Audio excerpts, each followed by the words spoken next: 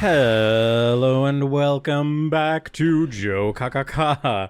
I am Jim. And I am Sam. And we're here to discuss JoJo's Bizarre Adventure, Part 9, the JoJoLands, Chapter 31, which I believe is called West End Girl Part 2, and probably the final part. But yeah, we're here to talk about JoJo, your favorite manga, your favorite ongoing monthly manga. Yes. New chapter dropped today. Man, it's probably my favorite chapter of JoJoLands so far. It was a fucking awesome chapter. Wow. It's funny, you've been here for like, I don't know, 30 minutes, and we didn't say a peep about the chapter. We keep talking about One Piece TCG. Yeah, we can't stop talking about it. We like our dumb card games. But yes, this chapter was fucking sick. I love Howler more and more. But before we get into the discussion, Sam, if you would do me an honor. We got to do it. We got to read our lovely patrons we have. And if you want your name, if you want to be a Jokak and your name shouted out at the beginning of JOKAKAKA episodes, you can leave whatever you feel comfortable leaving. You won't miss, and you will have your name shouted out like these lovely people. We have Classic Andy, Neon Nen, Illicit Pencil, Call Me K, Blueface, Odds, Truffle, Gilbo, Sabat, Jingis, Broken Beat, and Meliflor. Meliflore, I said. There's no accent over the E. If I'm playing Expedition 33, there's no accent. I don't put There's also accent. no L. Flore. All right. Flore. So, let's just... That's what happened when you let me do the Patreon read off. I could tell the stress just immediately entering your body. This is like me. I get an eye doctor appointment. I have to like read the letters. It's not that far away. When it gets smaller, you start panicking. Oh no! So this cover page, Araki is like fucking dabbing on us. Well, we have to have the Ultra Jump cover, which is I did JoJoLands get the Ultra Jump cover, which November Rain in the background, him in the Jodio photo shoot, which it's just so like his like little like undershirt is just like so like. I don't know how to say it. It's like scale armor, but it's like not like a cloth. It's just like it looks like it's made up a bunch of like little bubbles? fluffy balls. Yes, like and little plush balls or something. It's just very funny to have a sexy anime girl on the bottom of this. This is always every time Ultra Jump gets a JoJo cover or whatever, vice versa.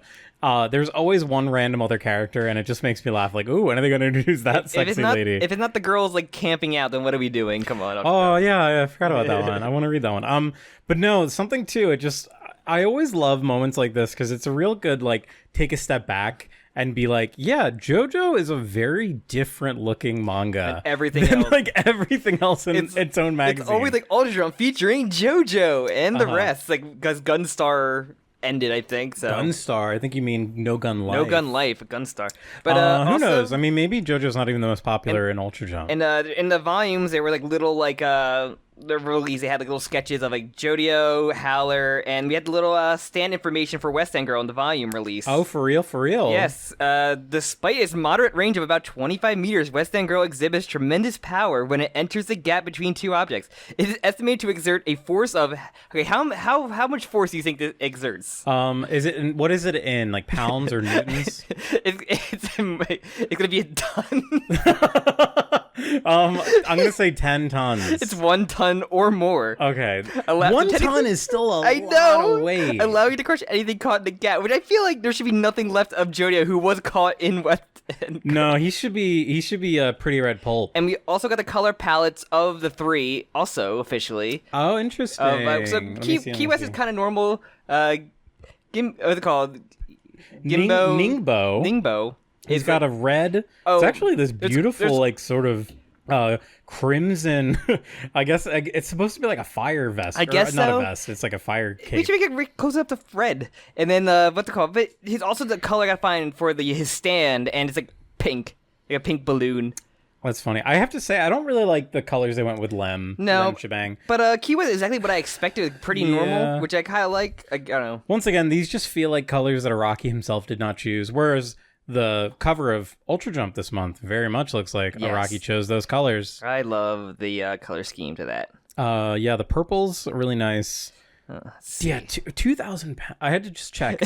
2,000 pounds. Funny. Like, I think that would kill. I think that would kill a man. It's very funny. How much does like a horse weigh? A horse has got to weigh like 1.5 tons, I think. There was also like a preview ad in the Ultra Jump of like the next volume release, and it just has like her dying in the. It's so funny. Is it oozing? Hey, Lame is still back. I do want to. Last thing I'll say, I think we kind of got like a new version of the logo here for the JoJoLands. It's got the same font, but there's kind of this neat like. I don't even know what to say other than like some kind of like ink removal effect. It's got like a, you know, like those old like what are they called, 3D dot matrix printers. I guess it's kind of like that, where it's a bunch of like it's a bunch of like rough dots instead of just solid block colors. I told you, it's like the cross-armed eye guy to me. Like, it's just very like I just see Jodio doing. Oh, that. I'm talking about. I'm talking about the logo. No, sorry, I said logo. I should have said title on that one. Okay, no. Yeah. So now we're going to page 1. This fucking Roblox face that Jodio is giving us the Roblox face. Oh, and we're gonna get new info. Who will have the last laugh? We're gonna get some part 7 info in the end of December. It looks like at Jump Fiesta 2026. Jump Festa, yeah. Jump Festa. I'm gonna say Jump Fiesta. That's more fun. That's in like 3 days, right? Apparently. So we'll probably get maybe an actual release date, but like everything's coming out in March, so I think it's gonna come in February. I think like Invincible comes back in like March. Well, and, like, it would. For an anime season, I think it'd be, but you know, it would be if it's Netflix, it's gonna be weird. I feel. Oh, that's true. Actually, I didn't think about that. There's a big Netflix in the room that like has me worried. I can't remember if in Japan they were just airing them like weekly. I think they were, but they released a batch and then they wouldn't get a new batch until that one aired fully in Japan. So we probably need to wait until the spring season, which would be March. The biggest test is, did they learn their lesson? That's going to be the big test. Well, their lesson was... Don't do that. I don't give a fuck. Like, obviously, they're just going to do the same shit. We're buying Warner Brothers. Like, fuck you. Fuck the haters. Fuck you. It would actually be really upsetting if they did it again. But I'm going to reiterate, like, I can give or take a Steel Ball Run anime. I have the manga. It's perfect. It's good. Yes. So I guess we'll start with the actual chapter, which Key West Stan has gone to the pool, which is very funny to me. I really like this little... narration. The Dragona narration. Yeah, it gets me kind of scared though when we shift narration, because I'm like, is Dragona gonna die? Because like it reminds me of when Fugo dies. Wait, does Fugo die? Who am I thinking of? Fugo just leaves. Narancia, yeah. Well, no, that's not who I'm thinking of. What the fuck am I thinking of? Abakio? No, never mind. I'm all over the place right now. I can just name every character. Abakio, thank you. Oh my god. I was so delayed. Yeah, I had to run through all these like Italian twinks. You know how many characters like Caesar probably monologued when he died. Like, well, yeah, Kakyoin probably monologued. Infamous. I don't remember. It's been so long since I've read part 2, but no, I don't know. It just makes me a little scared at first, but that's not really what we're worrying about right now. We're really more worried about Jodio than anyone else. But it's also just like, oh yeah, just remember that like. In the beginning chapters, they say Jodio is a sociopath, psychopath, fucking crazy guy. I think that might have been like walked back a bit, or that might have been like a mistranslation. I don't know, because he's not. They did say he was a sociopath, which means that he would have no. Okay, maybe I'm misremembering. It's weird saying that when like every JoJo main character has been like insane. Well, that's just normal. That's just normal shonen protagonist. Insane murderers. A sociopath would not be able to like relate to people. They wouldn't have like the ability to. I feel like connect. Anything that they would do emotion-wise would be like a facade. Has Jodio really felt like he's connected to anybody other than his no. Like so what's interesting and his mom, here like only his family. He cares about family. See, he does care about family, which of course he does. He's a fucking anime protagonist. Paco's like the same way. Where like I don't really like any of you. Like, well, Paco's also a shithead, and you kind of get what you. He's also a criminal. Yeah, and a former and a vet and a kleptomaniac. But so we get a little sort of backstory on Jodio. I really like this too. The JoStars love their families. That's the one thing. He's very much just a very withdrawn. But I really like the detail that he gets more quiet and more serious under more pressure, and when he's like really going for something, it really just makes him seem like really reactive in an interesting way. I don't know. I like that. Like I think like when his I guess like because he said like the one thing that their dad was like like I don't know a little bit of information about their dad, but just like when he wasn't home and like never he just stopped coming home. Like I leaned to my mom and he just stared at me like. Is it implied that like he cheated? I can't remember. It's been so long. I don't know. It's been like 2 years. What? I don't know. They'll never like go into super details. Not. I mean, it would make sense. Joestar men tend to be pretty loose with their. They are, but the Joestars love their mothers. They do, and we do see they always have daddy issues, but they always love their moms. Yeah, and that's something we do see here. So, when Jodio was like, when things were really bad with their mom, and she was really stressed out, Jodio wouldn't do anything. He would just sit next to her and like lean towards her, kind of like a dog or something. It's just, I think it's like him plotting. Like it's very like. I just feel like evil child where like you don't know what are they thinking, like maybe he killed their father after like his mother. Okay, you're fucking going crazy. He's got to like November rain the father for it's gonna come out there like he murdered he killed oh my god, could you imagine the father is abusive to the mother and Jodio killed him on one birthday. Our father visited me and then I drowned him in the ocean. All right, we can't talk about this anymore. But the point here is that Dragona is building a personality trait for Jodio, for us, the reader, to put on Jodio, that he gets hyper quiet, hyper serious. He just heads towards really focused on things. Yeah, he heads towards his goal. He doesn't stop. Yeah, which is cool. It makes him like scary. I like the idea of Jodio being kind of a scary character. It was always, I mean, with that the whole psychopath thing or sociopath thing, with like made you have that also. Just like he is a scary kid. Like he remember what the bullies did to Dragona? He messed him up on fire, right? Yeah, he did. He's definitely not a good-headed child. He's not a nice young man at all. No, he inherits the Joestar's crazy person mentality. But so yeah, also we could I like how we continue with the Howler like the Howler like trying to figure it out. Like he is still doing the mathematical equation in his brain that's been going on for like multiple chapters, which is very funny, of trying to piece together what's going on. He's like, there's definitely a stand user, but who could it be? Like Key West, what do you think? And she's like just bleeding out of like every like part of her face. I do want to say, I'm sorry, a brief correction. So I think the wording that was used was that Jodio was a psychopath. Yeah, not a sociopath. It was one of the either way. It's like that boy ain't right kind of wording. Yeah, but sociopaths tend to be crazy sometimes. Though. People saying that it's likely just like whatever. It's fine. Anti-personnel. We're supposed to say he is like not he's Abby normal as they say. Yeah. But so yeah, we kind of like Howler's trying to like now he's at there's a stand user on my ship, but who could it be? Not those two people standing in the rain. But so yeah, it's going to the drain. It is kind of hilarious that that's not like a thought at all. Like I don't know, that's kind of funny. It makes Howler like a little smarter than because he seemed kind of dumb before. Like he's been trying to piece together everything that's been happening. Yeah, like very just kind of slow. Like he just seems like he's not really like fully committed to things. Like where Jodio is like pot committed. Like, but this is kind of Howler sort of. Really, it's like he's waking up. This is his like his woke chapter. He woke. Howler gets woke. Howler goes woke. That's the title. There we go. Now you got the title. Woke Howler. So I do like. So Jodio's like, I'm gonna go through this. Like, if it goes, like you said before, if it goes to the drain, we win. Just we're gonna get ready to just grab the rock, because when it goes into the drain or head toward the drain, that's when we win, and just like everything will go our way. So.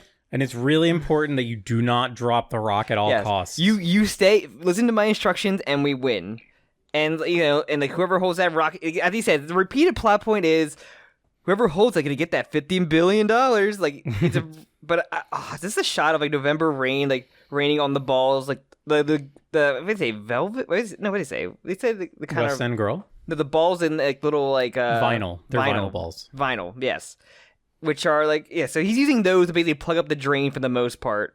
So yeah, this is really cool. He's literally using the stand to like weigh the balls down. So the rain is pushing the balls to the bottom. Very fun uses of November rain. Like this, it's so fun. You have, like I said, we have a stand that's very like not punch ghosts. Like it's very cool. It's cool. It's cool in a way that it sort of is applying pressure. It's like a trap almost, which is kind of what Jodio's whole thing is here. It's like how am I supposed to get this enemy out of this trap. And like it had to work alongside Dragona, which is very fun because he's on a combat stance. We had to work together with the team to fight, to use the stand. Like we had that before with the chapter with the other crew, with the other side of the field. Like, you had to work together. Like we had one person holding the side room, hiding them. Paku's fighting using the hustle in all his way he can. But so yeah, it's just really cool. I just love this way. And he just messes up November Rain. The art in this chapter and paneling, I mean, I say it every fucking month, but he was cooking. Like amazing. Araki's paneling is like some of the best in the industry. Just the way that it carries the. Is this the chapter after hiatus month, or what? Did we have that 2 months ago? I believe that was last month. Was a hiatus. Okay, so this is like him coming back with. I believe so. I can't remember. It's no, bad. I don't care. But I know I can't remember. It's just very. But yeah, the West End girl gets like pierced through like all these vinyl. I love through the eye. Like it's really cool. Also, I just want to say we actually get like shots of what West End girl looks like. It's pretty cool. I like how it's kind of like this amorphous. We talked about last episode about blob. Like what it looks like, but it's like a slick blob. It's kind of like a snake or something in the way that it's got like. Or like an octopus, like octopus, like eel, kind of feels very octopus-like in this chapter. It was kind of like that. It was like that when it attaches itself to people, where it's like when you see like, the octopus like moving along the ocean floor. Mm-hmm. But and it's cool too. I love like the little hands holding the rock. Just really cool imagery. And then Dragona gets the rock back, and I love this is like broken Key West like. Key West like appears behind Jodio, like this part's so fucking cool, like a friggin' slasher villain. It just Howler watching this too, like like this is like a stand user watching another stand fight going on. It's just very funny. Yeah, it's so fucking cool, and once again, like I love the way that this page is cut in half with the rain. Like the angle of the panel it matches the rain. It just the flow is incredible here. It's so cool looking, and the fact that she's not upset about losing the rock. This is upset that like. Her girlfriend is dead. Yes, she is really upset that Lame Shebang is not responding. It's also very funny that his crew technically did not kill her. Yes, and also, like, Key West missed out on vital information by not picking up the phone because Lulu called. Well, she called Howler.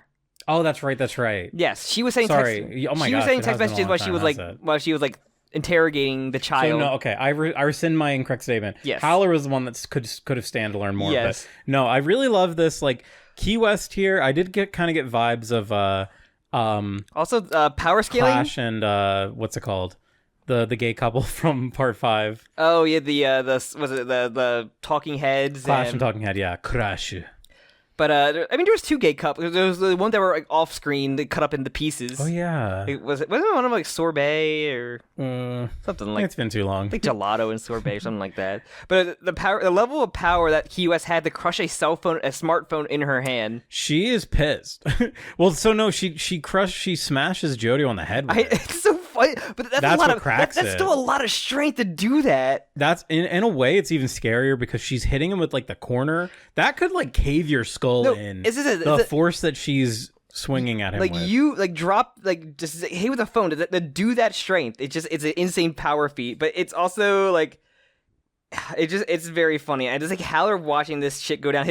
Remember, like, dog, this is my lawyer. I'm going to jail. Like, yeah. And like November Rain kind of like lightens up a little bit because you kind of see like it just like moving a little bit. Well, yeah, Jodio gets launched into like she hits him, and then he falls, and it's like.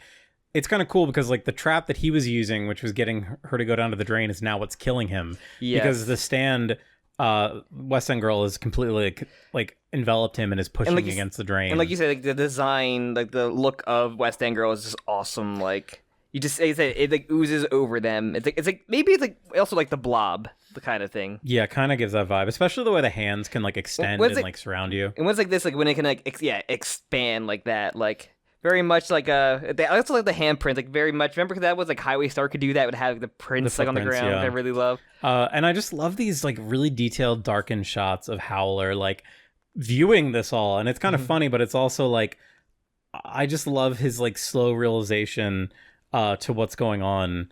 And yeah, he does have the line like, "You're the lawyer." Or no, sorry, I think that's Dragona saying, "You're the lawyer." Like you're the user, the lawyer, and then like he looks over there, like she just like caved that 15-year-old's like head in with a phone into the pool, and but he's concerned about what Dragona's holding. The funniest thing, Howler goes, "Key West, what are you doing over there?"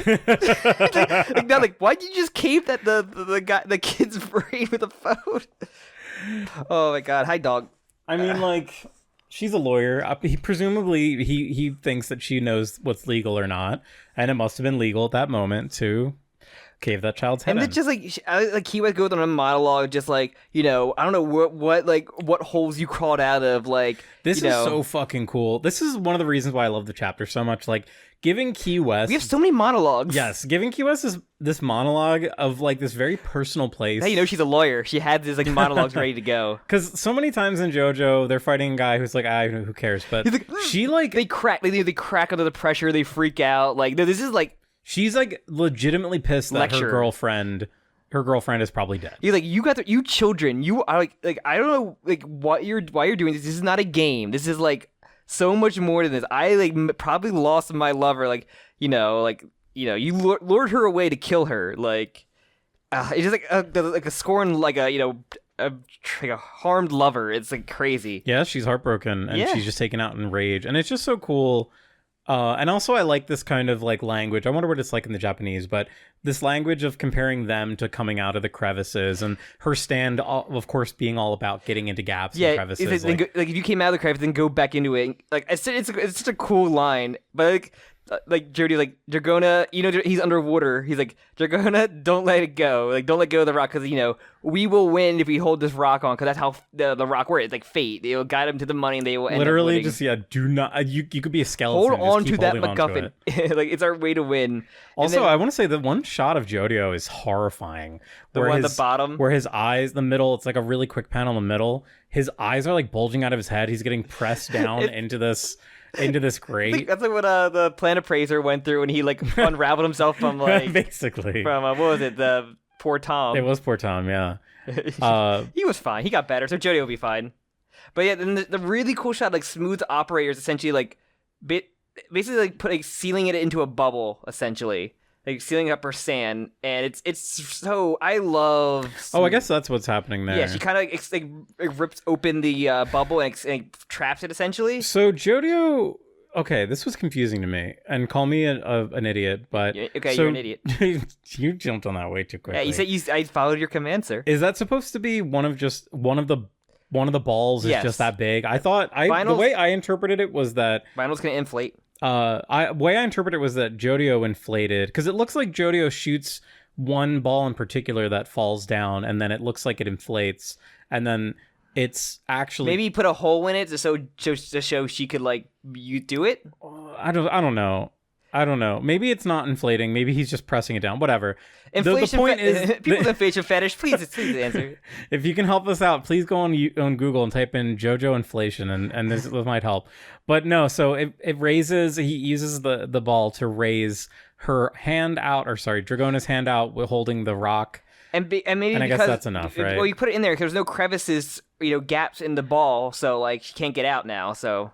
That's basically the thing. And then Key West is even like more messed up. Like they get out of it, and you're going to so smug look like holding it. I love it. It just like looks like Key West just smashes it onto like the little ladder, like the step ladder. It's so funny. Like I feel like it just like doesn't happen as often where like they just beat up the stand to beat up the person. They don't just punch them because they don't have punch ghosts. So it's just this is the way to do it, and I love it.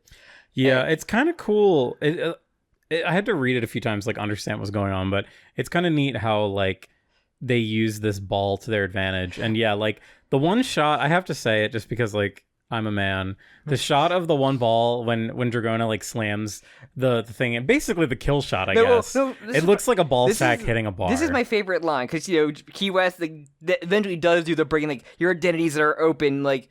Your impersonation plan. Fucked, yeah. Yeah, everything's it's like you're not getting off this boat alive. And then Dragona does the hardest line saying, neither are you. Then this fucking just brains Key West onto the ladder. It's so brutal. I love it. It's so brutal, but also it's something really funny about like how weak this stand is. Like think about the amount of force that Like Dragona slamming it against, that's a lot of force, but like if you did that to Star Platinum, if you took like a bar of steel and smacked it against Star Platinum, it wouldn't do anything. Unfortunately, Key West ran into the problem of stand matchup.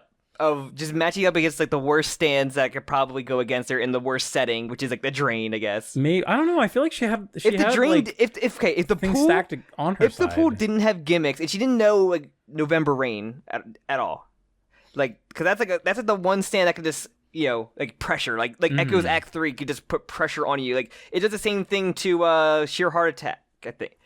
But still, like what I mean is like the stand is so weak that just like a human smacking it against the wall is enough to kill it, which is possibly one of the weakest stands we've ever seen. It's very funny. But, okay, so you know how like stand has to beat up another stand. That's how they do it. She literally like smacked the stand on a physical object, which is something like that she physically did. We've talked talked like at length. I know it's just very stands are technically kind of intangible. It's just very funny sometimes. Because they got sealed up by a stand. It's very fun to think about, but like this is a way to have to beat the user because they don't have combat stands. I am not complaining. And Paco's not there to beat them up physically. I am not complaining at all. Neither am I. But I'm just saying it's funny.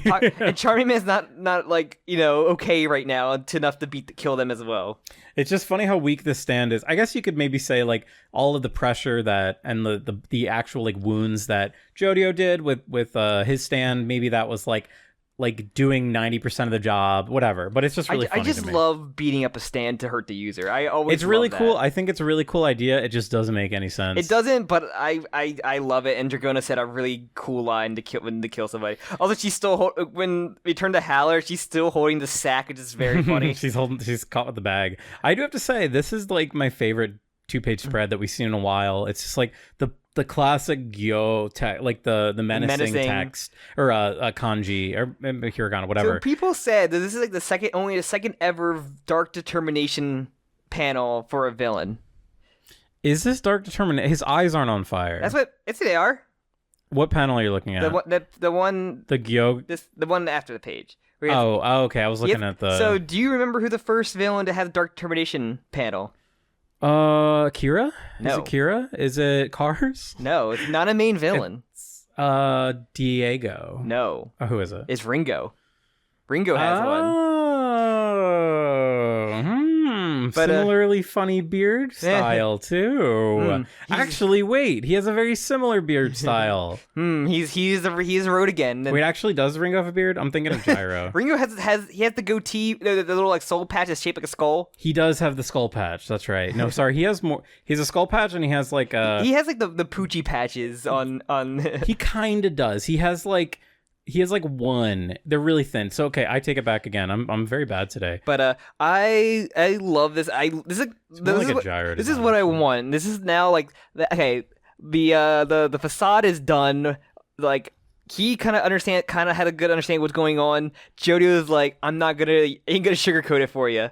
But like, he's like, give me the rock. He's like, no, like this is our plan. This is literally our entire plan. Like we are going. Jodio has no qualms, this is really cool because like Dragona said, Jodio does not act unless he's like certain that he's on the path to victory. Well, he's like, we have the rock. You are going to sign this paper. Like we control we have the power here. And so he's like, you really think I'm going to sign it now after you're telling me your entire plan? He's like, yeah, I think so. And he's like, I don't know. It's just like a cool standoff finally. Like.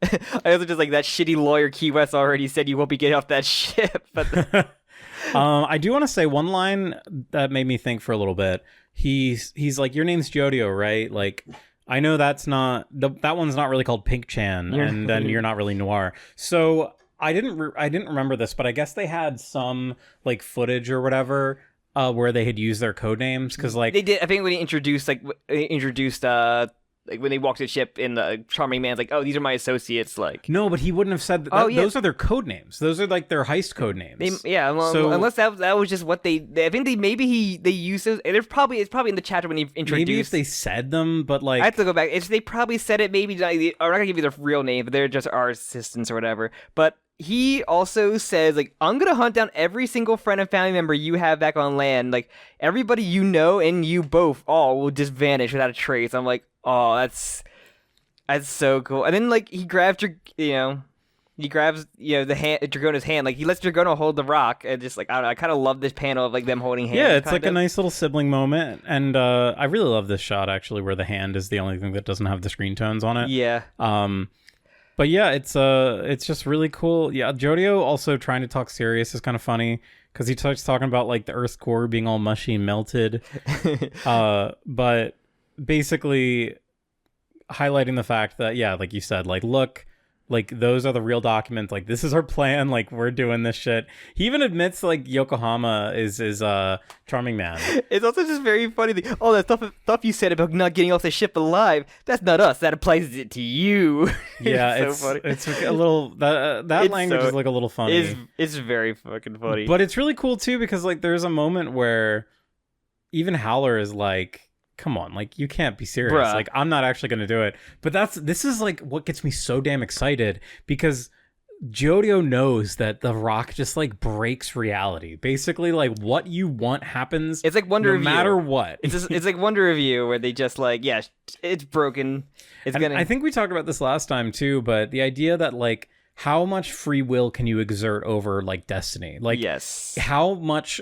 can Howler not want to sign those documents, yes, but still be forced to sign them in some way? And just like, and it's really funny. It's like Jodio is 100% like believes the bullshit. Like he's like 100% down for it. Yeah, he's completely convinced that he's right, and like he's kind of holding all the cards right now. Yeah, he's like, as long as I hold this, man, we're winning. Like and like, so I'm gonna guess we're gonna see Howler stand. We could see main villain stand. Maybe next chapter be 32, chapter 32. But just like having like the no bullshit, there's no more tricks that the main villain has like taught, or hopefully the main villain. We can't even. It's still like I'm feeling we're gonna jump the gun because it's something that could age horribly. Like, well, good. I want to age as bad as possible. Like, how many times did we say Joven was the main villain? So that was me wish casting. Yeah. No, I'm really interested to see where we can go from here. I mean, we're kind of at... I mean, all the goons are dead. Yeah, like, that's something I came to terms with this chapter. I was like, oh shit, they're all dead. I really did think Key West was gonna hang around a bit longer. I thought, like, maybe... Lulu is the only one. She's the only threat, and she is still, like, the ultimate, like... wild card, because like she'll stay on their side, but she also will like. Well, I think she'll jump completely devoted. She's devoted to Howler, but like, I don't know. Maybe she might lie. She might be a double. Okay, maybe I'll pretend to be around them just to get more info. But like, as long as they have the rock for whatever reason, she won't be able to get in contact with him. Yes, I think you're right. Or whatever action she does to try to go against him helps them instead. Yeah. So that's what I'm thinking. That's what's so funny. Like, I love how universe breaking this power is, because it's just like, what funny thing is going to happen and next? I'm glad it's not like, it's not against our, not a stand, so enemy stand. So it's like, can just go either way. We've seen it can literally favor whoever is there. That's why it's cool that it's not Wonder Review, because Wonder Review just being a stand that like a guy controls is really boring, because it's just like, all right, so you're just God then, and if it pushes you or the user, it just the stuff happens. Yeah. How do they beat him again? Oh yeah, spin. He spun. And spun him so hard that a plane door that was falling out of the sky came down. It came down. I don't think it hurt anybody. I don't think no. If it just landed, it may have hit him at one point. Some other part of the plane killed him, I think. I don't know. It was probably some shit that got flushed down. Yeah, I forget. some frozen poop came down from the heaven. That would have been a funnier way to kill Toru. like in Joe Dirt. I never watched Joe Dirt. There's whatever. I won't talk about. Isn't that how the Dave Matthews Band like dumped their shit from their like I think tour it was bus? Dave Matthews Band, yeah. And killed all this. They killed. No, I think they had to they settled out of court. I think they had to pay all those people that all that shit money on. Why would you just think you can just dump shit? That's crazy. What is this, like 18? Not even. What is this, like 14, 20? And all the band that it could possibly could have done that, Dave Matthews Band's like the funniest one. It's very funny. Like not the one you expect. Yeah. But yeah, I think we will see the Howler stand. That will be the stinger, I think, for the next. Or no, it's gonna knowing Rocky, he's gonna cut back to Paco and them. Maybe. I mean, that's kind of resolved. That whole scene's kind of resolved. But this is how... Except Lulu. I think... Or maybe it'll get half the chapter, then revert back to them, and just to have them open the hatch to see what's going on down there.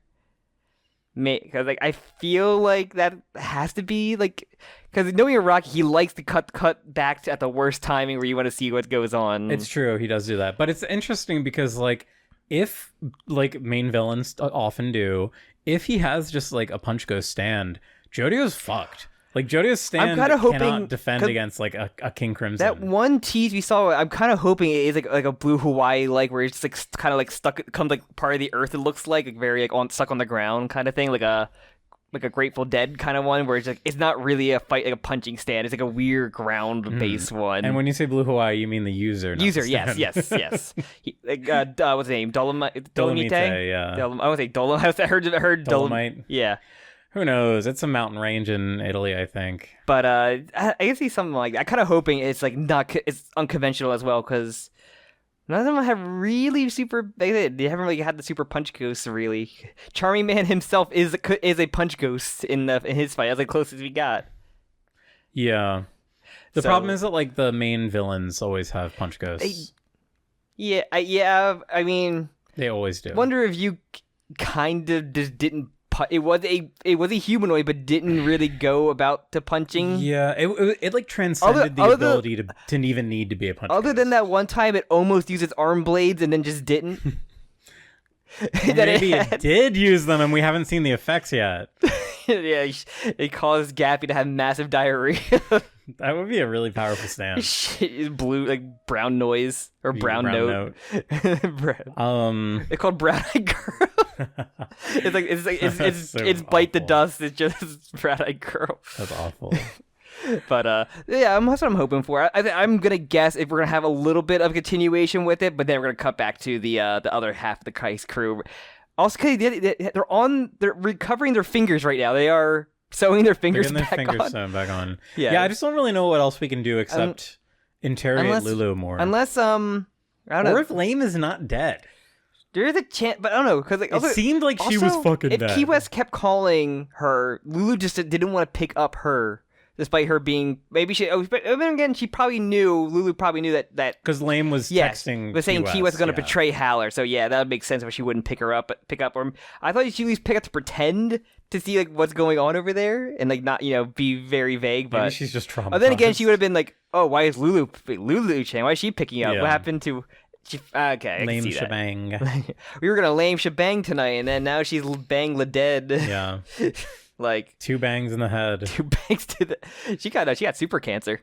Oh yeah, she did get super. She got even worse. She just fucking oozed out of every orifice possible. That was so awesome. JoJoLands has been really good. It's great. Like Rocky has been cooking. I love it. I wanted to go on forever. Yeah, this is probably my favorite chapter, I think, so far.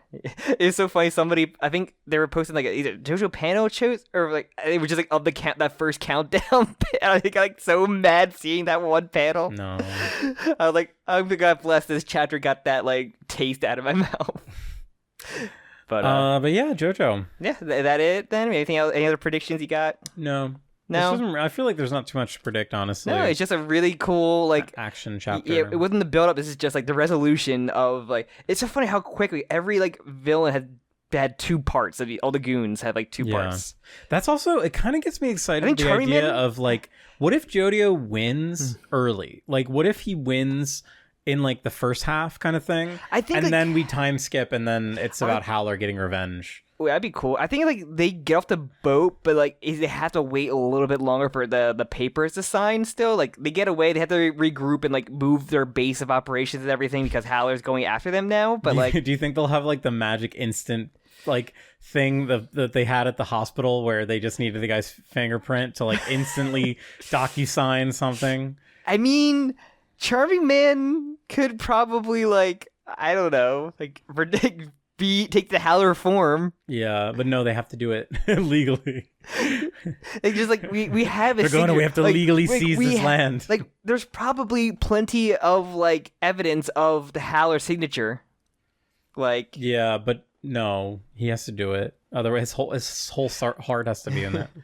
Like, if you'd be very funny, or like, I gotta sign. Like, hey, boss, can you sign my check? Like a skip. You're like, okay, and then suddenly, like the papers appear in front of me. Sign the check. Like, oh. Charming Man made his whole body. No, not even Charming Man. It just out of nowhere, they just appear. Papers just materialize. He's not even realize what he's writing. Like it's just one of those moments, like. Charming Man was able to like make the sky disappear and reappear. He had camouflage. So. He had literally active camouflage. Yeah, maybe he can just do that too. Be very funny. He's just like the Invisible Man doing pranks on him, just trying to put like the paperwork down there to sign for him. That was such a cool chapter. That was such a classic JoJo chapter. I feel like that was the longest stand fight probably they had. Because Rohan wasn't really a stand fight. It was more so. I get the cats. I think Charming Man probably was the longest because that was more so like I don't know. But everything's been like 2 chapters. It's all been really quick. It's kind of cool. I like that. I prefer it. But give me that delicious plot. Delicious. Give me that. Yeah, give me the plot without like no mystery really here. It's just how is this gonna resolute? Like we know he gets the money. We got that from the first OP chapter. So like he gets the One Piece. He finds he gets the One Piece. Just how do we get there? What's the journey? It's true. Who else makes it there? Unless it's like an unreliable narrative. And Jodio was dead the entire time. But then, all right. Well. I think we're gonna end this part of the discussion. Move on to root beer talk. Yes. There's gonna be a lot that we share. So like, I have like almost too much to talk about. So I'm gonna try and be judicious and pick one thing. So it is near Christmas time. It is holiday season. So I wanted to recommend a movie that I watched recently, a Christmas movie. It's really funny because this can go a few different ways. I did watch Die Hard recently. That's not the movie I'm recommending. First time. Okay, good. Great movie. It's a really good movie. We'll talk about it later, but I really like Die Hard. It's a great movie. I also watched The Ref, which is a fine, funny movie, whatever. It was kind of funny. Kevin Spacey was weird. Oh, God. Also a Christmas movie, but I'm not recommending it. Not one of those creepy Christmas movies Kevin Spacey does where he's just like really menacingly sitting on a chair. His character from House of Cards. Sure. No, I watched Tokyo Godfathers, which is a Satoshi Kon film. Okay. Forget when. Probably from 2001. I've heard of it. It is. I was crying the whole time. It was so good. It's truly a Christmas movie. Like it takes place like on Christmas and then the days like following, and it's about a trio of homeless people in Japan who find a baby. They find a newborn baby and they have to figure out what to do with it. Named Jesus. Did his name Jesus? The movie does begin with the homeless all watching a play of the Nativity, which is interesting. Each of them stole one thing of frankincense, and myrrh, gold and myrrh. Oh my God, 3 like the fucking guys in the Bible, like the 3 wise men, the 3 wise Bible men. But it's an incredibly touching movie. It has like this crazy sort of like magical, it's doing like magical realism in a way that really works for me. Normally I don't like magical realism. I find things to be like annoying how like convenient everything is, but there's something so like naturalistic and like evil about this world, and it is just Tokyo. Like they were just homeless people in Tokyo, and they 3 men and a baby Japan version. Well, it's one man a young woman who's like 17, I think. Okay. She's pretty young. And then I wanted to talk about this because I did kind of a rabbit hole.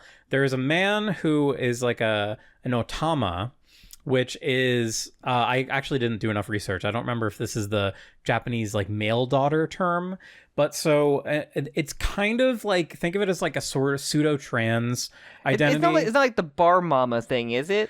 Well, yes, kind of. Okay, because that's the thing I'm more familiar about with a lot of the games I play. Like Yakuza has that, and yeah. So it's, and I actually looked this up, and I feel bad. Like I'm gonna say the term again, but it's kind of a slur. It's seen as kind of a slur, otama, and it's. Or sorry, no, it's Okama. Okay. Okama, which is funny because there's a very famous Okama that you would know from One Piece, Mr. Bon Clay, which I didn't realize his whole thing is a pun because he has the "Oh come my way." At least that's in English. It's "Oh come my way" is his like power, like "Oh come my way, attack," whatever. But when he says it, it's "Okama way." So you're saying there's a One Piece character that says slurs? Apparently, well, the thing is that like there are some groups in Japan, like some LGBT groups that do deem it a slur. Okay. But it's very interesting, I think, from like a cultural standpoint, because we have like in the West a tradition of like cross-dressing people and gender non-conforming people. We have a whole what's it called, like drag, the drag that's the thing drag too. Culture. It's kind of like a little overlapping with drag, but it's way more of like a lifestyle thing, at least the way, because this character refers to themselves like with feminine pronouns. They say like atashi. If it's like the bar mom thing, like if they always these are media I play, they've always come across as like the wise elder and never like they're never treated as like a joke in that kind of media. Surprisingly, I would say the one in Persona 5. There's a 1% of 5 and I've seen one in Yakuza, which I would say from the point of view of like it kind of being like a sight gag, like, oh, this fat ugly man is dressed like a woman, haha, isn't that a funny joke? Like that's the way that I interpret it from like I guess maybe for the alpha, but like the way characters interact in the games I've played that had that, it's never come across as like malicious. The interesting thing is that it is kind of like it is I won't say like accepted, but it's like it's very its own specific type of like gender expression. Yeah, okay. It feels like drag with that the way you're describing it. Like a lot of people accept it as a cultural thing more than anything. And I think the movie handles it really well. So they translate. I watched the sub, and they translate the main one of the main characters, who's an older man, an older homeless man. He uses like the F slur a few times toward this character. They're like best friends. Yeah, but like like people that like love each other but hate each other. Yeah. He uses that slur, and I wonder if in Japanese that was the okama was the term that was being used, but I'm not sure. And also I don't really know like Japanese slurs, so well, Jim's gonna go down another rabbit hole for next episode. But no, that being said, I thought that this character was like very like lovingly rendered, and I'm not like I'm not really in a position to like speak if that's good representation or not, because like I'm not Japanese, and also like I'm not gender nonconforming in that. So I don't know, but there's something so really touching about that character in particular, and so I think that's like there was like a beautiful sort of illustration of this character. I think this movie I heard of, it's probably like a YouTube like analysis video about like that whole. Oh, I'm sure. I watched a pretty good one actually that was the first time I ever heard someone say that it's essentially likened to a slur. It can be likened to a slur. Okay, but. Yeah, it's very like tied in with performance. There's a part where they go to like a bar that is like a bar that she used to perform at, and it's all just a bunch of like I think I saw masculine people. I think I saw a trailer for some like Japanese live action show about that, like they do the performance thing in like the other gender. I saw a trailer for a show like that. Like with it, so like I forget what it's called. So I saw like scrolling through like. I'm so interested in this just because like Japan, I'm pretty sure it's still. I think it's illegal. I think it's not permitted to have a gay marriage in Japan. It's kind of crazy because like there's so much boys love shows like in Japan. It's like actually crazy. Like it's such a fucking popular thing there. Like the fact that it's like it's funny because I see. Well, there's a couple aspects of that. Like. There is like a really interesting as a Kamen Rider fascination fan, of like it seems like especially younger women they gravitate towards like yaoi fiction because it's a way for them to like sort of simulate like a straight relationship where there's not like any sort of power imbalance. Like one person isn't like stronger than the other. So being like a Kamen Rider fan, there's always a joke of like the main actors. There's always a pipeline of Kamen Rider to boys love pipeline where they always go to that, and there's always like women love that shit. Like, and also there's part of it that's kind of it's like a release valve for like the tension of living in a society where you legally cannot get married. Because I checked, and like maybe gay marriage is not permitted. And also, just like maybe women like love like I don't know something about like something forbidden love kind of thing. Like they just love. I think there's a lot to that, and like because like, you think it like what's the American equivalent of like that like, the forbidden love what they just do so much, which is like I feel like it's like cheating the cheating like romance stuff they have or so much of that. I would say that like it's evil like husband, but like you find that you cheat on that evil husband to Well, I see it more as like the sort of this rise in like the romantasy fiction now, where it's all about like the main character being like subservient to a man, very much like lesser than the man, and the man like 50 Shades of Grey, Twilight. It's all about like the man like holding this incredible power over the woman, but really it's the woman's like the infatuation the man has with a woman is the real power that she's holding over him. That's kind of the way that I see it. My sister read so many of those young adult like supernatural romance novels. I should probably ask her about like how like the ending and how like that you're similar to that. But no, not to talk like get too down this rabbit hole, but Tokyo Godfathers. Aside from that, which I thought was really interesting, just also like there's a lot of like realism to depicting like a queer person who is like destitute and homeless, because it's very common that people like that don't have a support system. Yeah, and they just fall through the cracks. Yeah, parents a lot, like America, where parents will just cut off any, if your kid like anything other than like what they expected to be, they'll just cut them off or like not want to talk to them. And it's in the movie, this character's portrayed as really tall. Like, who knows, in Japan she could be like 5'8". That's like that Netflix show Tall Girl, who's a freak because she's like 6 feet tall. Well, that is actually pretty tall for a woman, but in Japan, she's a freak, Jimmy. A quote unquote tall Japanese woman would probably be like 5'5". I know, it's very funny. But so in the movie, she's depicted this Okama character is depicted as pretty tall and like very masculine, and it just like you can understand why somebody like that would be rejected by society. And that's just one aspect of this movie, but there's the one last thing I want to say about this movie that I really loved how scary it was. There was just so much like rampant violence happening in the background of so many shots that no one paid attention to. Like, so the characters are all like, we have this baby, what are we gonna do? It's like Christmas Eve, they're running around, and there would just be like a car like an extremely realistic violent shot of a car just hitting and running over two people, and it's just in the background, and it's like a blink and you miss it kind of thing. I actually had to rewind it. And like, was it like a thing like, filming live, and that's just something that just happened in the background? Well, no, it's an animated movie. Oh, animated movie. I thought it was a live action movie. No, Sam, this is a cartoon. Satoshi Kon. Okay. This is an anime. Hey, man, some people want to dabble in the live action. Look at fucking Anno. It's true. But no, so there were just these random moments of like hyper violence, and I think it's just like a great mirror, because when you're walking around in a city and you see a homeless person, you don't think twice. You don't look back. Same way as like these characters live in this world of just pure violence and terror at all times, that a car accident happening like 2 feet away from them isn't even enough to turn their head. It's crazy. I can't get over that aspect of the movie. It's been like haunting me. It's really good. So yeah, watch Tokyo Godfathers. It's a Christmas movie, animated cartoon for adult men like me. And anything else then? Sorry, I have a decent like. You can go. I'll try to be quick. I wanted to try and be quick, but then I fell down a rabbit hole. So I watched because the Game Awards happened. They announced we have our own Yakuza with blackjack and hookers announced, and they had the actor Don Lee in it, who's the main character. And I watched one of his movies. He played Gilgamesh in The Eternals, a hit Marvel film, The Eternals. Gilgamesh. But this dude, I love this. His movie is called The Roundup, and it's pretty funny because his movies are like they have a really kind of. They film him as, how action stars, they wanted to have some of these fights and they just have a million punches. But he is like a heavy. He does big punches. He's big anime punches. Is he like tall too? I know he's like a big guy. He's not like, he's like the big, like, wide. He's a big, wide dude. But he looks like a guy who would do big punches. And it's just very funny, this movie, because it's about, they're guys, cops from Korea. They're kind of like, they're a little squad, and he kind of doesn't really play by the rules and everything.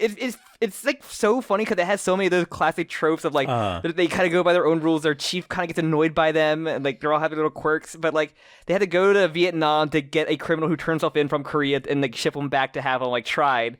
And the first half of the movie is them in Vietnam, and like it felt like how bad the Vietnamese police are.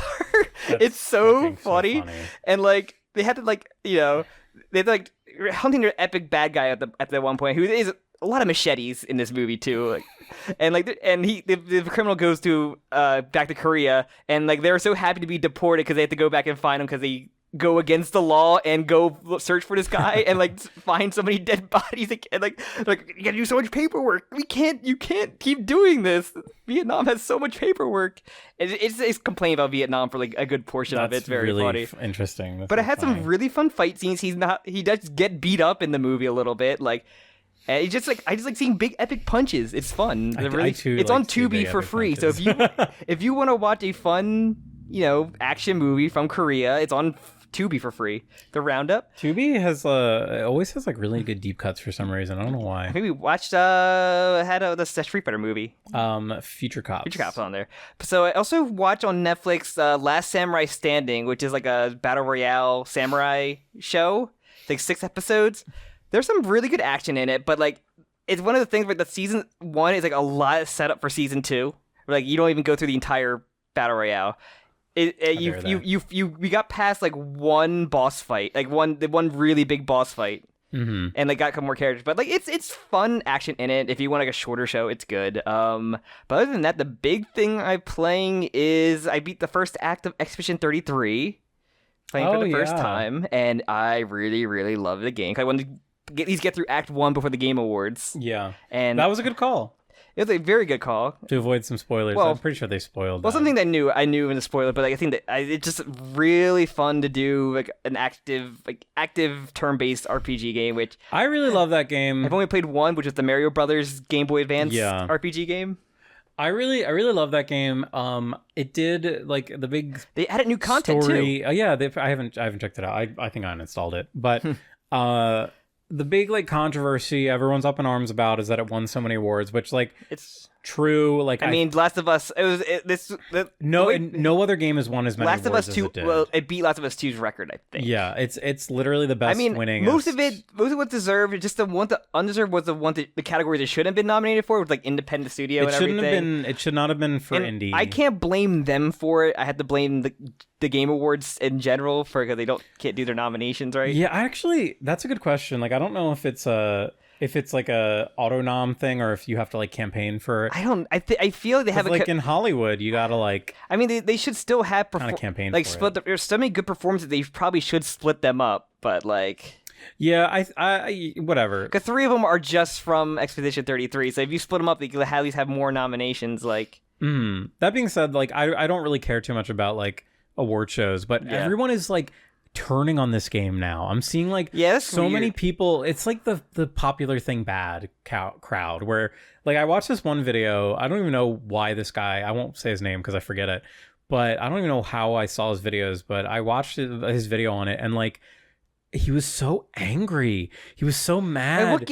And he's like, I'm never playing this game. I don't remember if he's British, but he's like, I'll never play this game. And the lies that they told about being an indie studio and the director is a Nepo baby. It's like, okay. I mean, like, I was just like, why are people this mad? Why now? It is like the current thing bad. Like, it really is just like, I mean, but this is the crowd that would get mad if you told them like, that. we've gone over it, like, we look at the nominations. I'm like, no, none of these games are like even come close to like this stuff. So like, you know, they deserve like the game of the year. It also like isn't even an indie game. No, like they're not an indie game. Like I mean, almost. I think there were like 2 games in that category that were true indies without publishers. Yeah, but that's not really what indie means, and nobody really. It's kind of like RPG.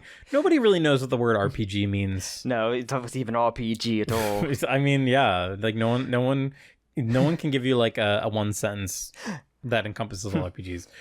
But whatever. I mean, that being said, I love the game. I think the people hating it for it being popular and winning a lot of awards is really cringe. It's very funny. I'm like, what do you want? What do you think deserved to win over Game of the Year than that? That's the thing. These people are so cowardly. They won't say anything because picking anything means that they have to, you know what I mean? Like, and this guy whose video I forget about, like the title, he was like saying like, I was getting ready to make fun of the Silk Songers because I dropped that game too. It's like, okay, so you're not even a Silk Song fan? Like, why? You're just mad for like no reason. Like, but what's it called? I guess we talk about something really good though, if you want.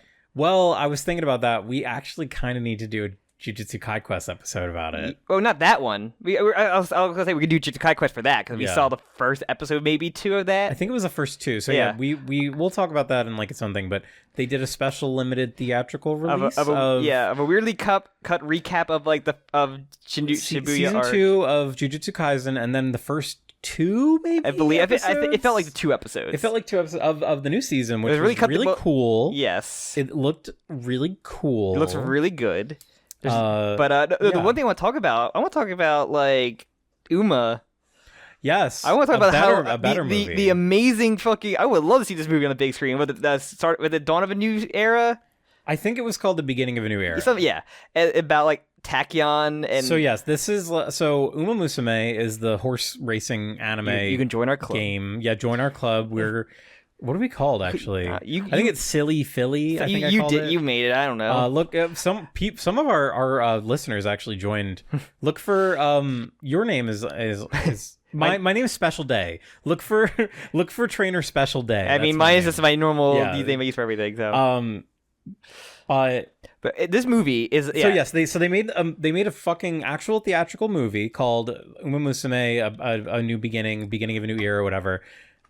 Really? That's what, Jim, we gotta watch it. I didn't even know it existed. I'm happy you said that. Yes. I've been watching the anime. I saw like a clip of it, like, Jim, we gotta watch it. Because I was seeing a couple clips. I would intentionally avoid them because I was like, I want to get there in the anime. I thought it was just season 3 stuff. Turns out season 3 is actually really boring. This is the Jujutsu Kaisen Zero situation where there's just a movie with key information in there. And it's kind of a prequel, kind of, but not really. But so, yes, it is just like this amazing powerhouse of animation. Even if you don't care about the stupid horse girl anime, if you want to see some awesome fucking gross ass animation, like the characters are running and you have the ugly running face, like their faces get dirty, deformed, they get hit by rocks, like they have that part was crazy. They get like power level of talking, like they're kind of mean to each other, like these are not like the front, like you know what, the first 2 seasons they're very like, oh, we're all good friends here, like we can't wait to raise. No, these are like, I'm going to beat your ass, you evil villain, like you are my rival, I will destroy you. And then she's like, I'm training, I'm gonna win, I'm doing this Rocky montage, and then just you're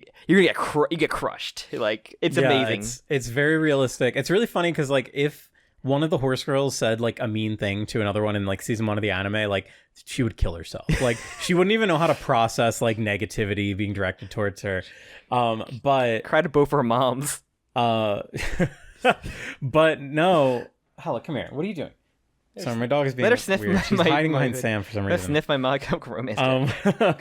But no, it was just fucking epic. I really like. It's amazing. Epic is the only word I can use. There's one scene in particular where one of the horse girls is like a science horse girl, and she's like using like Agnes Tachyon. Yeah, she's using like her understanding of like her physical limits to like push beyond further, and the sequence of her like imagining herself running faster and then like slowly she's running into her own afterimage looks fucking amazing. The colors are incredible.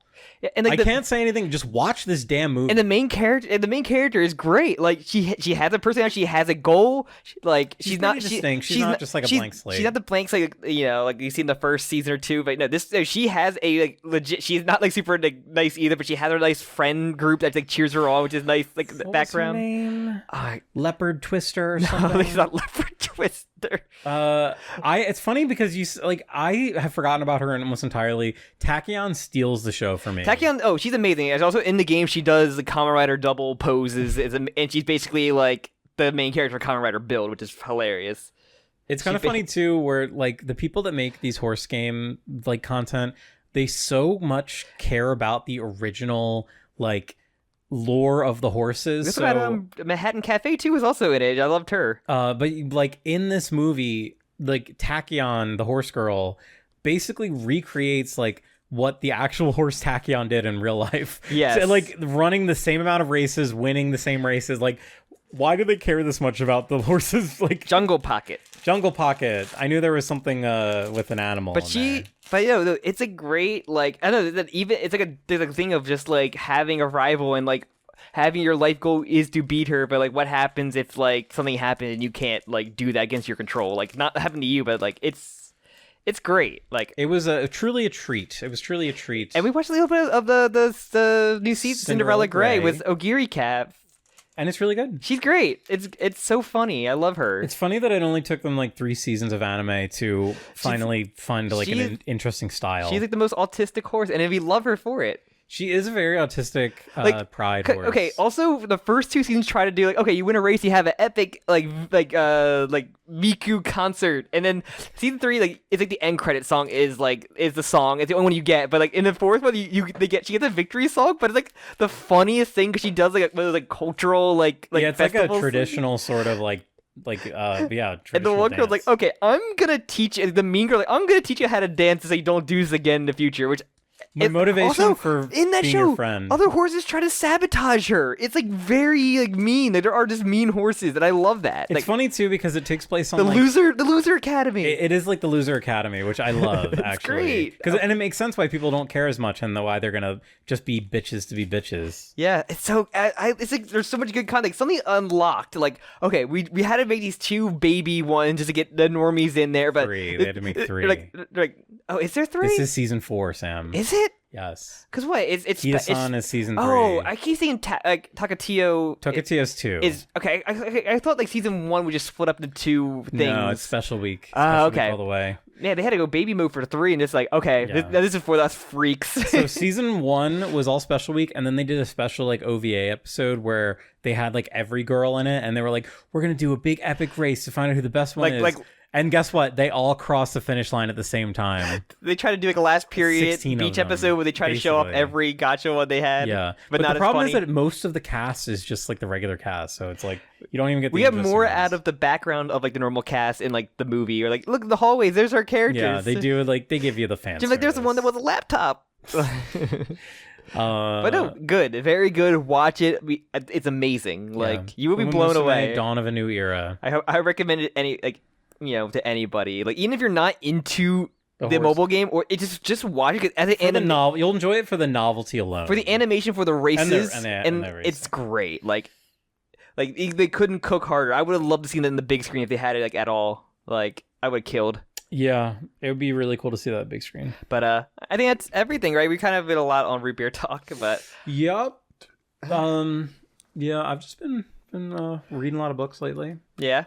I started the Mistborn series by Brandon Sanderson. It's fine so far. It's fine. I'm mostly through the first book, I think. Also, remember I talked earlier about the Yakuza Not game of like he's a Korean actor, so I listened to Castle Super Beast today, and they're like, "This is the game where you're not a secret Korean; you are a real Korean. That's why you're murdering everybody in the game." Only the Koreans can carry that burden. It's so funny because like after that, the week or two, like they just talked about that, like about Yakuza games, about like the secret Koreans and how racist the Yakuza games are to like everybody who's not. Secret Koreans is one of those things that is just never. The one character is like, but what if I have the secret Korean blood in me? Will I become evil secret Korean? Well, literally, like, it's really. Kiryu, will you love me if I'm actually a secret Korean? I'm not saying that racism is good or permissible, but there's something kind of Yakuza games are like incredibly racist. Like they're fun, they have charm, but like man, do they have some racism? They're charmingly racist. Listen to the Castle Super Beast thing about it because they talk about like how like we want to try to expand in Korea, so we hired a like big K-pop star or something like that to be a character in the game, and so Korea will like not ban our game, and we can like and like, Korea's like yeah you're good, and they have them in the game. They have a little like segment of them, and then the last second they like ban the game, and then they had to like take them. They just did all this work, and then like oh no, you're not gonna be in the game. That is like a China style move. It's such a fucking like the castle. If you go to way more detail, like Pat tells a story, but like highly recommend listen to that segment. Yeah. It's interesting how racist Japan is to almost everybody. Oh, I can also give remember how last episode I talked about like in the Super Sentai how the one girl got like fired?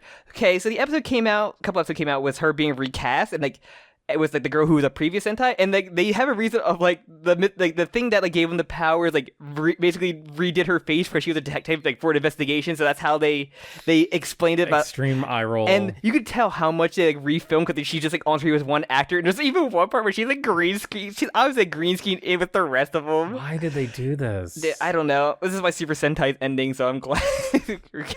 But like, I'm like that level of like conservative culture of like. We have to like literally go back and finish edit finished product. I'm like not just to disassociate. I'm not from watching it weekly. I'm just like watching highlights of like clips of it and just seeing like, oh, this is just like I don't want to like this is just like yeah, that's it's just like this is like I don't know. It's just not great, and I'm like I'm just gonna stick with Kamen Rider because I can just watch that easily and it goes down good every week. But no, yeah, that's how they did it. They did it. They explained why they actually reference her face changing in the cast. That's and like, crazy. I'm just like, you could just not like acknowledge it's worse to bring attention to it. Yeah, a little bit, but I think that's everything. Should I wrap it up? Because are you gonna stretch it even more? No. All right. I'll plug it up. Plug it up, Peter. I'll plug up all those holes that are inside fucking Key West. Thank you all for listening. If you like the episode, please leave a like, leave a review, tell a friend, anything that helps the podcast get shown around more. If you want your name shouted out, like I said earlier, at the beginning of every episode, you can whatever you don't miss, you can just donate to our Patreon. You have your name shouted out, and I think that's it. Right? Unless you have anything else to plug. Crystal. No. Is the Crystal Men done? No, we are still doing Crystal Men. Listen to Crystal Men. Listen to the Crystal Men. I just got an email from YouTube that said that we have, we get, auto dubbing now. Oh God, no! So I want to see if it if it's auto dubbing Crystal Men. Oh God, because I would love to hear what they make me sound like in like Mandarin. That'd be fucking hysterical. Mandarin Jim. There was I know you don't listen to Chapo Trap House, but there was an amazing clip I saw a couple years ago where an AI, because like they were all talking and they have like very unique voices. Like the one guy's voice is like really nasally, and there was an AI app that would translate the like their speaking into Chinese, and it kept all of their like voices and their accents, and it was the funniest thing ever. And I just want to hear me. I want to hear me speaking fluent Mandarin like AI. Like I think that would be really funny if like you and me like speaking like about JoJo for like 30 minutes. Oh God, I don't know that you can capture my voice in like freaking AI for how like weird I talk. It would be how fast, how much I stutter, how much I get the words messed up. Like I'm going to ruin the algorithm with how much I like mess up words. Like maybe I'm the ultimate AI. Like you're the killer. I'm the AI killer. I'm the anomaly. I'm like the one that sent Terminator back in time to kill. Just so your voice. Just with my voice, my speaking pattern. They send you back in time to record infinite podcasts. But to break the training data. All right. But so yeah, I also like. I wonder if people you can stream like the One Piece card sim, because I would love to stream us playing the One Piece because we've been playing a lot. I would love to. Oh yeah, we can definitely do that. But I would love to. I've seen people put it in videos a lot, and people are like, "I made a new tech to blow away any yellow Luffy's." We gotta we gotta get into One Piece. We'll like talk about. There is like a card, like a card Yu-Gi-Oh streamer, Yugi-tuber that I know like actually collects the One Piece cards. I would love to reach out and see if they would actually do just a JOKAKAKA episode just talking about One Piece card game. Don't tempt me with a good time. I'll see. I love the One Piece card game. Okay, I gotta figure out how to send an email first, but okay. I'm just kidding. It's a joke. I do it at work. It's a joke. It's a joke. Okay, I'm glad that you do it at work. I do it at work. It's a joke. Okay. I'll just chat GPT. All right. Thank you for joining us. Goodbye.